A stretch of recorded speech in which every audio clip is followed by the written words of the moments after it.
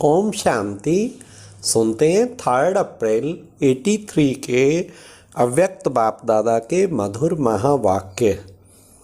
आज की अव्यक्त वाणी में बाबा ने सारे ज्ञान का सार एक कौन सा शब्द है, फिर बाबा ने फरिश्ता का अर्थ क्या है, फिर प्यारे बाप दादा ने किस बात में बच्चे बाप के भी सिरताज हैं, लास्ट उपराम स्थिति की निशानी क्या है।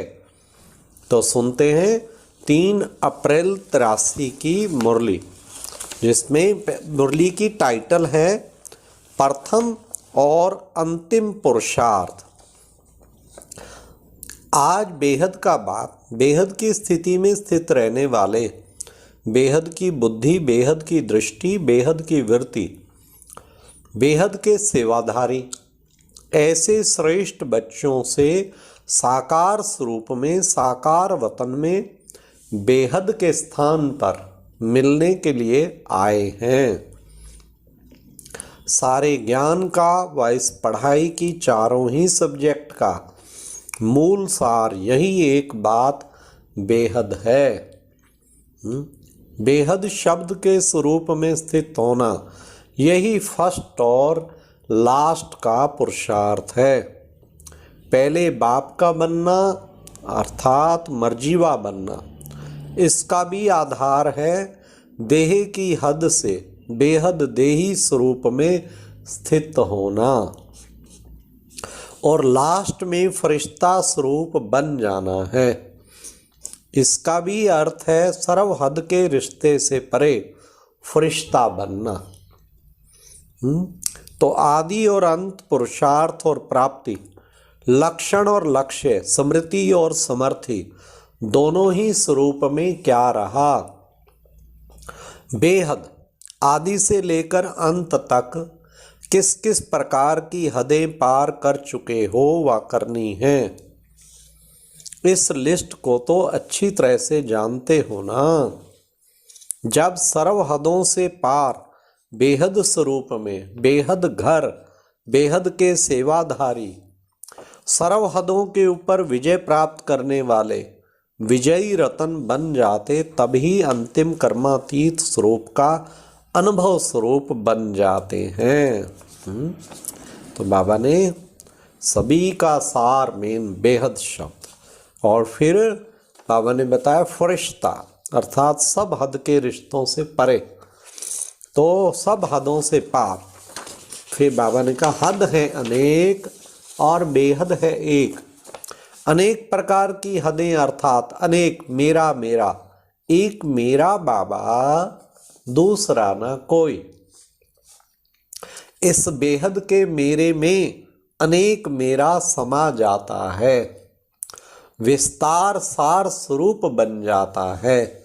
विस्तार मुश्किल होता है या सार मुश्किल होता है। तो आदि और अंत का पाठ क्या हुआ। बेहद इसी अंतिम मंजिल पर कहाँ तक समीप आए हैं, इसको चेक करो। हद की लिस्ट सामने रख देखो कहाँ तक पार किया है।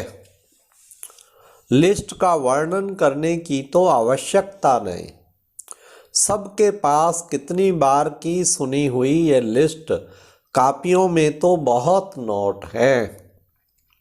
सबके पास ज़्यादा से ज़्यादा माल डायरियों व कापियाँ होंगी।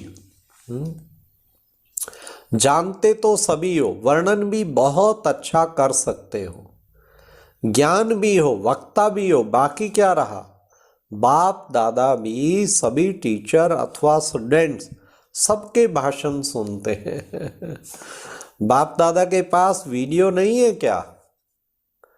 आपकी दुनिया में तो अभी निकला है, और बाप दादा तो शुरू से वतन में देखते रहते हैं, सुनते रहते हैं। वर्णन करने का श्रेष्ठ रूप देखकर बाप दादा मुबारक भी देते हैं, क्योंकि बाप दादा की एक पॉइंट को भिन्न भिन्न रमणीक रूप से सुनाते हो। जैसे गाया हुआ है ना, बाप तो बाप है, लेकिन बच्चे बाप के भी सरताज हैं। वाह, हाँ, ऐसे सुनाने में बाप से भी सिरताज हो। बाकी क्या फॉलो करना है? तीसरी स्टेज है पार करता। इसमें कोई ना कोई हद की दीवार को पार करने में कोई तो उस हद में लटक जाते हैं और कोई अटक जाते हैं। पार करने वाले कोई कोई मंजिल के समीप दिखाई देते हैं। किसी भी हद को पार करने की निशानी क्या दिखाई देगी? वह अनुभव होगी। पार करने की निशानी है पार किया और उपराम बना। तो उपराम बनना ही पार करने की निशानी है। उपराम स्थिति अर्थात उड़ती कला की निशानी। उड़ता पंछी बन कर्म के इस कल्प वृक्ष की डाली पर आएगा। उड़ती कला के बेहद के समर्थ स्वरूप से कर्म किया और फिर उड़ा। कर्म रूपी डाली के बंधन में नहीं फंसेगा। किया कर्म फिर उड़ा। कर्म बंधन में फंसा अर्थात हद के पिंजरे में फंसा। स्वतंत्र से परतंत्र बन गया। फिर पिंजरे के पंछी को उड़ता पंछी तो नहीं कहेंगे ना, बिल्कुल नहीं। ऐसे कल्प वृक्ष के भिन्न भिन्न कर्म की डाली पर बाप के उड़ते पंछी श्रेष्ठ आत्माएं कभी कभी कमजोरी के पंजों से डाली के बंधन में आ जाते हैं। फिर क्या कहते?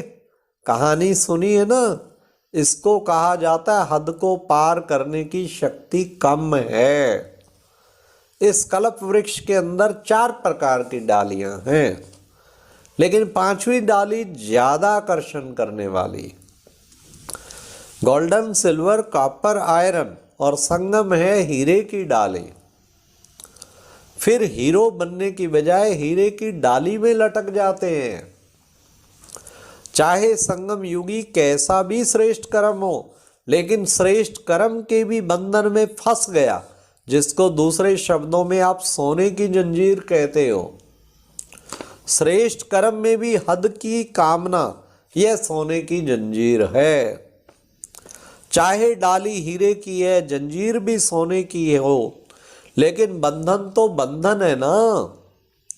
बाप दादा सरव उड़ते पंछियों को स्मृति दिला रहे हैं। सरव बंधनों अर्थात हदों को पार करता बने हो। सरव बंधनों अर्थात हदों को पार करने वाले बने हो। आज का विशेष संगठन गौपाल की माताओं का है। वाह वाह, इतने बड़े संगठन को देख गौपाल भी खुश हो रहे हैं। बाप दादा भी मीठी मीठी माताओं को वंदे मातरम कहते हैं, क्योंकि नई सृष्टि की स्थापना के कार्य में ब्रह्मा बाप ने भी माता गुरु को सब समर्पण किया। शुरू में बहनों की कमेटी बनाई और प्यारे बाबा ने सब कुछ अपना अर्पण कर दिया। कितना बड़ा त्याग।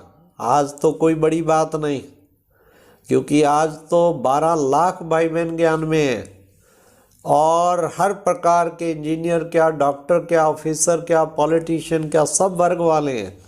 आज निश्चय होना कोई बड़ी बात नहीं। उस दिन बिना संस्था के उस वक्त शुरू में और ऐसे टाइम पे सब कुछ समर्पण कर देना, और वो भी लाखों की संपत्ति जो आज के करोड़ों अरबों के समान है, तो ये है बहुत बड़ा कदम। तब बाबा ने कहा ब्रह्मा बाप ने भी माता गुरु को सब समर्पण किया। इस ईश्वरीय ज्ञान की विशेषता व नवीनता है ही शक्ति अवतार को आगे रखना। हाँ, शक्तिशाली आत्मा तो है और अवतार अपने को अवतरित समझना, शक्ति अवतार को आगे रखना, माता गुरु का सिलसिला स्थापन करना, यही नवीनता है। इसलिए यादगार में भी गौमुख का गायन पूजन है। माता गुरु का सिलसिला स्थापन करना यही नवीनता है। सिर्फ घर कल्याणी तो नहीं हो ना। कब घर कल्याणी का गीत सुना है क्या? बाबा के महिमा के गीत विश्व कल्याणी के तो बने हुए हैं, विश्व कल्याणी का तो सुना है। तो ऐसी बेहद की माताओं का संगठन, श्रेष्ठ संगठन हुआ ना। माताएं तो अनुभवी मूर्त हो ना। कुमारियों को धोखे से बचने की ट्रेनिंग देनी पड़ती है।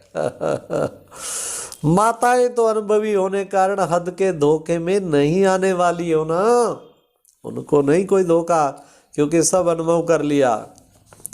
तो बाबा ने कहा कुमारियों को तो धोखे से बचने की ट्रेनिंग देनी पड़ती है। माताएं तो अनुभवी होने कारण हद के धोखे में भी नहीं आ सकती।